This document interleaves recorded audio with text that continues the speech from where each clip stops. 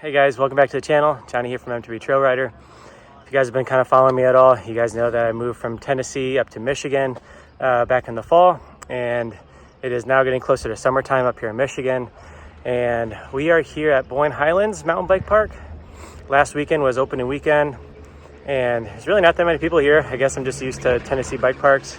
Not that I've been to that many in Tennessee, but this is like one of the only shuttled like ski lift mountain bike parks in Michigan. I think there might be another one up in the UP of Michigan, but that's like 10 hours from where I live. Might as well just drive to Tennessee for that. But anyways, all that to say, I already got a couple runs in.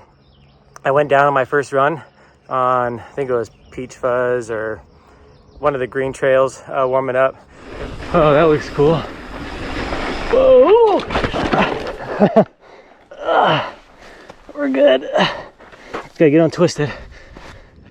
Hopefully I can get some more confidence and kind of get some more riding and pick up some more speed and maybe hit some of these other jumps out here and features. And then we are gonna hit up Mackinac Island later today with the family. So this is Shock. Blue Trail.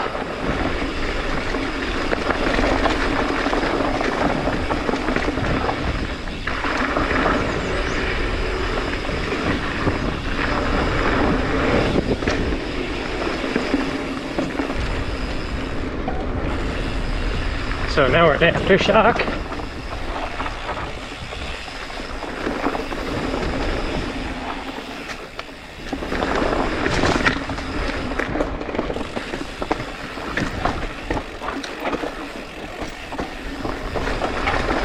Nice. The trail to the right where you see riders merging from are riding in on Holy Diver, which is a black trail.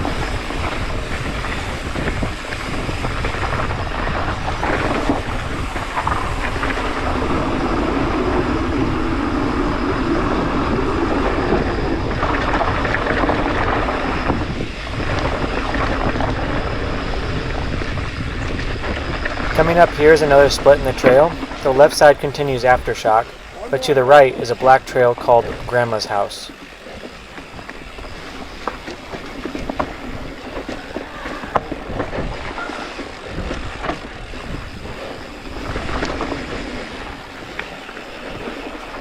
I'm not even sure what I'm getting into now.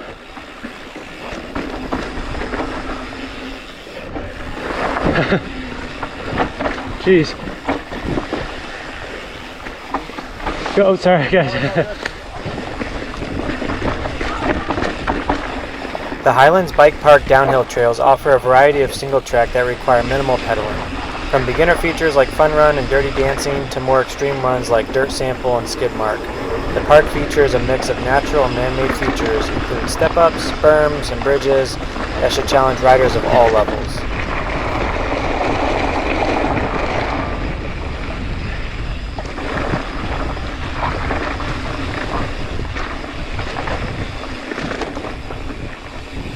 To access Fun Run, you will need to take the North Peak Trail, which is to the right of the Dirty Dancing entrance. The North Peak Trail was a bit longer than we expected and required some pedaling, but it wasn't not bad overall.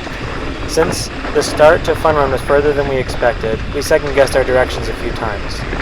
The entrance to Fun Run is just past the sign for the Bob Ross Trail once you cross it.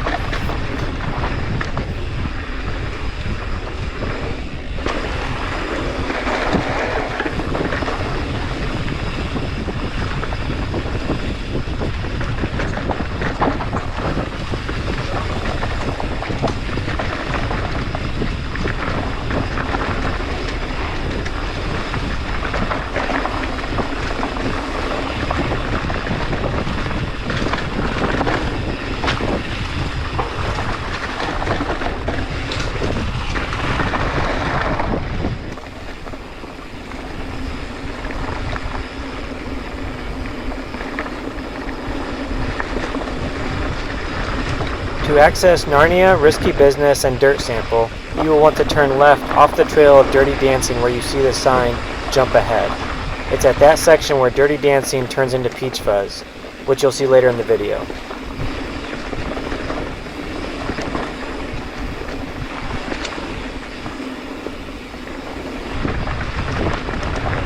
I noticed the blue trails were a lot of natural single track with a few steep sections.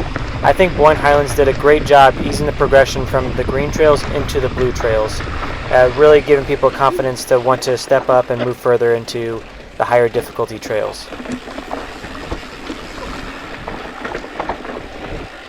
In the risky business.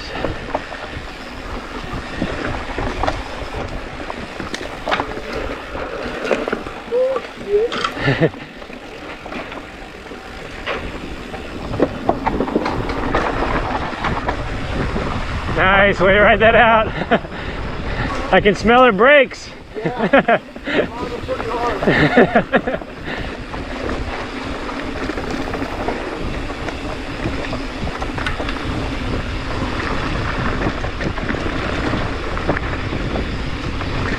Jump ahead. Oh, sorry. You're good.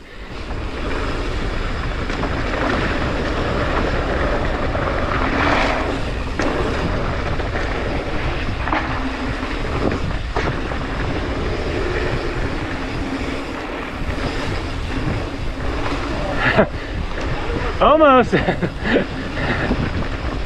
Dirty Dancing was one of my favorites simply because it had good flow and you could really work up some good speed with minimal risk. From Dirty Dancing, you were then able to access Gnarnia, Risky Business, which are the blue trails that I showed previously, as well as continue further down, which is Peach Fuzz, and which is also the green trail that goes the rest of the way down the mountain.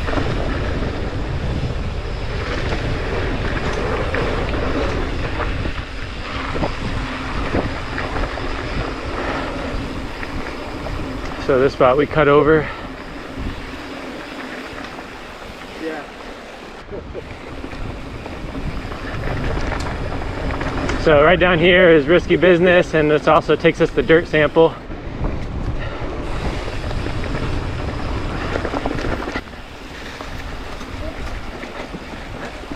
That's Dirt Reynolds up here. So that's got some jumps and features there, it looks like. Jump ahead.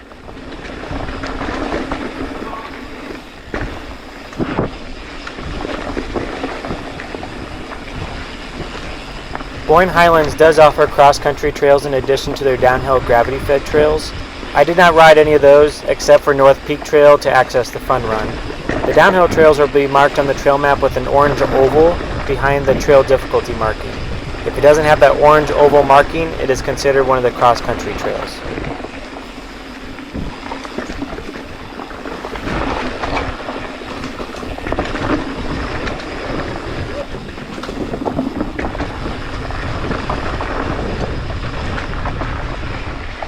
What is this? Just up and over? Yeah. Yeah.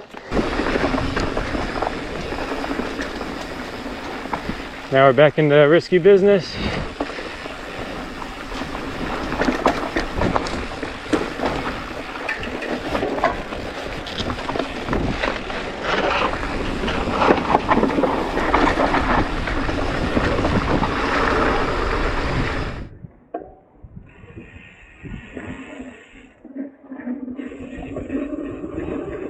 I did a few more runs with the Insta360 One RS in my chest using the 360 lens, and it's crazy how much faster the trail looks versus the GoPro mounted under my chin.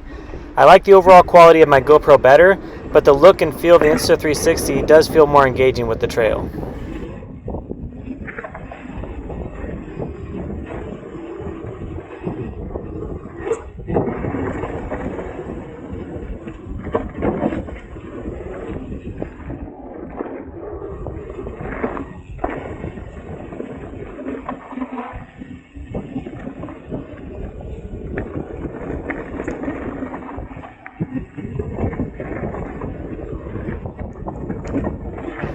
I have the wind reduction setting on, and I should have turned it off. It makes it harder to hear the trail and it muffles the sound too much.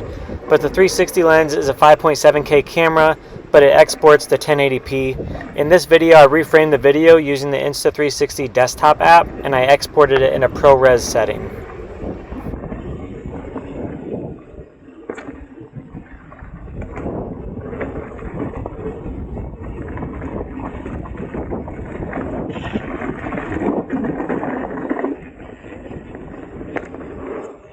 I found a cutoff for a few small tabletops coming down Peach Fuzz, low risk jumps to help you progress further into dirt Reynolds.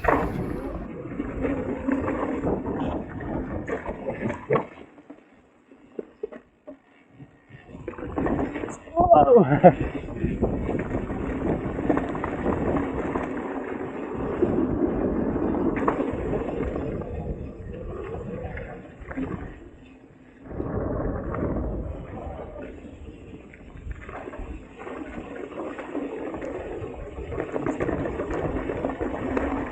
I was only at the park for about 2.5 hours and I managed to get in about 8 to 9 runs top to bottom. And that includes a couple back and forth trips to the car, switching cameras, and fixing my derailleur after my crash starting the day. You could get in a lot of riding if you planned a full day here.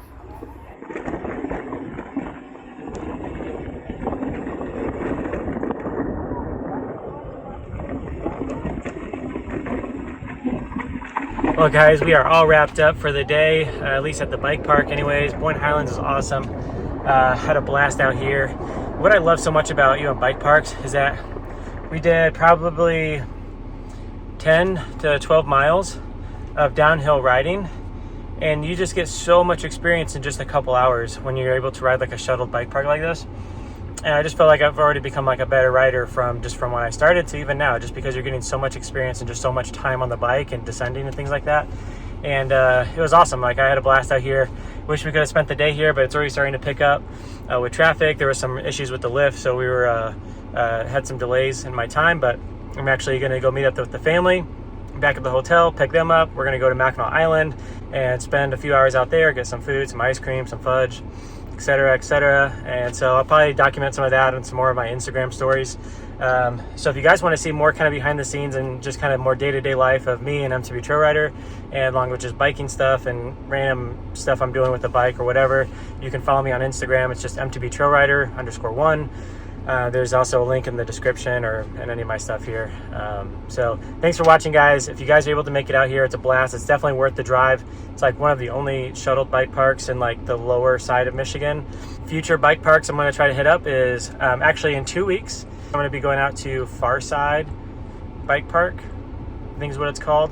It's part of Chestnut Mountain out in Illinois. It's going to be one of the first bike parks in Illinois. So we're going to go hit up that park and show you guys that preview and kind of show you guys that park as well. That's in a couple weeks. I also want to hit up Little Switzerland, which is in Wisconsin. And I've been getting some other notifications from people on social media about some other bike parks in Wisconsin. So we're going to try to get as much riding as possible. I don't know if we'll get it all in this summer, just with other obligations, but we'll do what we can. And it was a blast to get out here, just kind of get a taste of some more downhill riding from what I miss in Tennessee. So we'll see you guys next time.